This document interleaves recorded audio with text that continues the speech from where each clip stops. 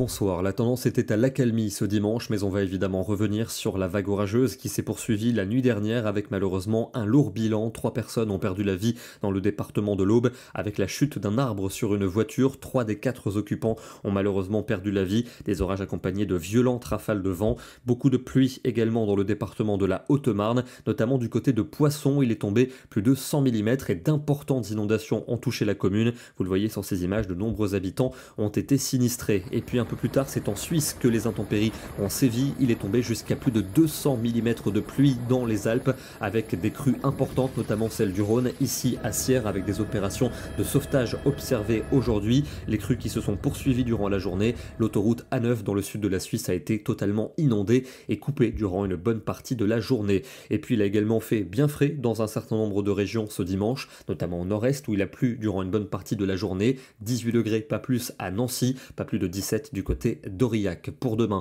on va retrouver des conditions mitigées pour débuter le mois de juillet, avec un ciel partagé entre nuages et éclaircies, quelques ondées matinales entre la Bourgogne et l'Alsace, vers les Alpes ou encore vers les Pyrénées. C'est en Méditerranée que le temps sera le plus lumineux, y compris l'après-midi, mais avec Mistral et Tramontane. Ailleurs, un ciel plutôt nuageux avec encore quelques averses entre les Pyrénées et les reliefs de l'Est, pouvant d'ailleurs prendre un caractère orageux vers le Jura ou encore les Alpes. Et on va retrouver quelques-unes de ces ondées en soirée, notamment pour les régions alpines. Les températures matinales évoluent entre 11 degrés à Rennes et 21 à Perpignan, et pour l'après-midi, elles sont sous les normales pour un début juillet, avec seulement 19 pour Cherbourg, 20 degrés en Lorraine, 23 à Paris, 25 à Lyon et quand même 30 pour la Provence et le Languedoc. Mardi, c'est un temps nuageux qui va dominer, avec quelques ondées possibles entre le sud-ouest et les frontières allemandes. Toujours du soleil, mais Mistral et Tramontane vers le golfe du Lion.